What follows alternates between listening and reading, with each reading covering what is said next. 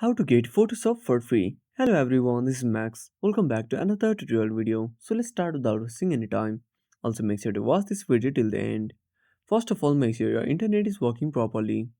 Then head to the Play Store. Now at the bottom right corner, tap on the search icon. Now tap on the search bar and type Photoshop. Now click on search at the bottom right corner. Now tap on Photoshop Express.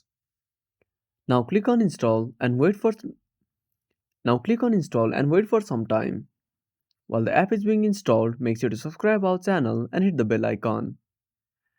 After installing, simply tap on open. Now wait for some time and click on OK. Now give the permissions. Now give the permission of notifications if you want to. Now to now to edit the photo, simply tap on select a photo to edit.